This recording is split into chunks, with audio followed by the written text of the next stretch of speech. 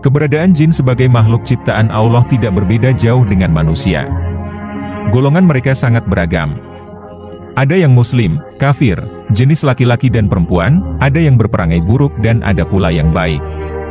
Meski tersembunyi dan kasat mata, jin dapat dilihat dan berbicara dengan Rasulullah. Dalam satu hadis, Nabi bersabda, "Sungguh, aku melihat setan-setan jin dan manusia lari dari Umar." Hr Tirmidzi. Berikut ini kisah jin yang membela Rasulullah, saat Nabi diejek oleh kaum kafir Quraisy. Sosok jin ini bernama Mubar bin Abhar yang tinggal di Bukit Tursina. Mubar merupakan makhluk gaib dari golongan bangsa jin yang telah memeluk agama Islam dan memegang teguh agama Tauhid sejak zaman Nabi Nuh. Di saat generasi demi generasi terus berganti, jin Mubar beserta istrinya senantiasa mengimani para nabi dan rasul Allah, termasuk kepada Nabi Muhammad. Diketahui jin Mubar bin Abhar dahulu tinggal di Gunung Tursina bersama istrinya.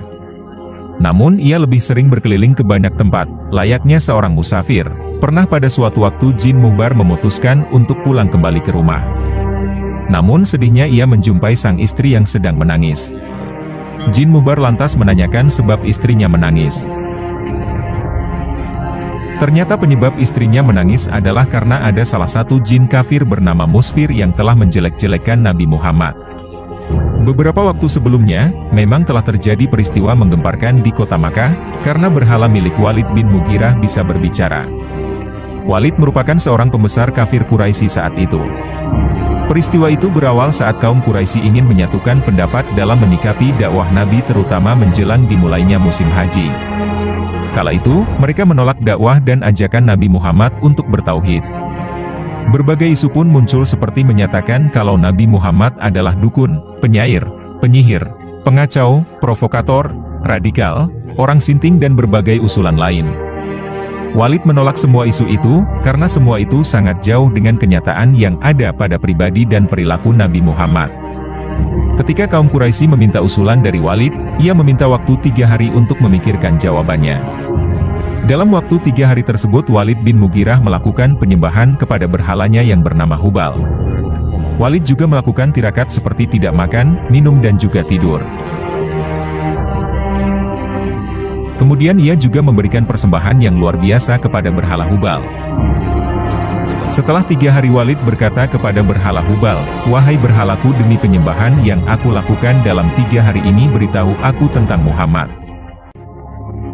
Saat itulah jin kafir yang bernama Musfir masuk ke dalam berhala Hubal dan berkata, "Muhammad bukanlah nabi, jangan kau benarkan perkataannya."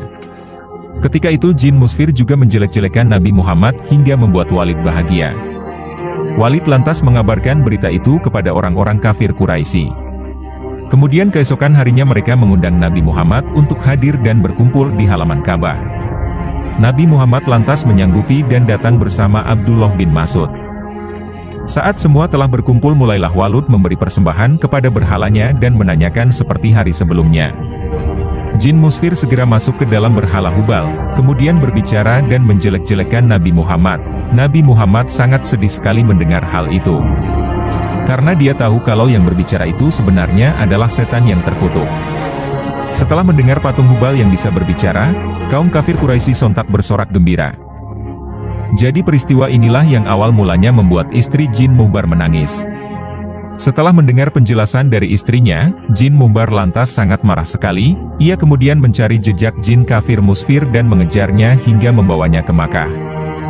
Ketika jin Mubar berhasil menemukannya di antara Bukit Safa dan Marwah, ia lantas membunuhnya di sana. Setelah membunuh jin Musfir, jin Mubar lantas bertemu dengan Nabi Muhammad. Jin Mubar lalu menceritakan siapa dirinya, dan menceritakan jika ia baru saja membunuh jin kafir dan jahat bernama Musfir. Ia menceritakan bahwa jin itu sudah dibunuh di antara Bukit Safa dan Marwah.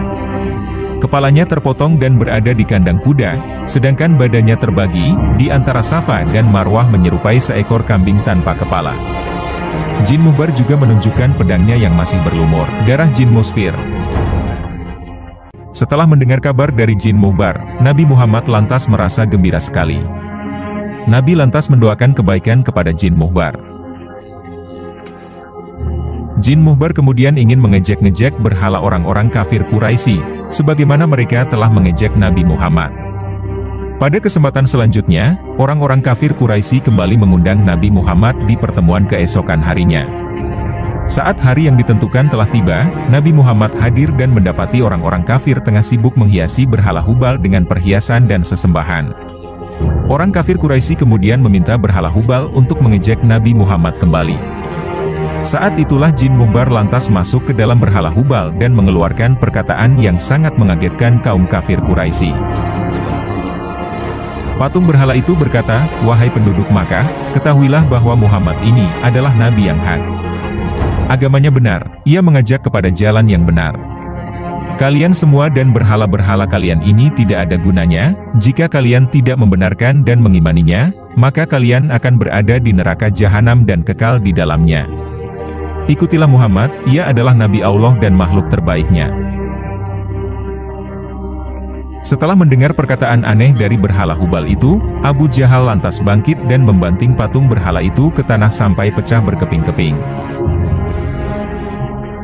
Setelah melihat hal itu, Nabi Muhammad lantas pulang dengan hati yang gembira. Atas perjuangan jin Muhbar, Nabi Muhammad lalu memberikan nama baru kepada jin Muhbar, yaitu dengan nama Abdullah bin Abhar.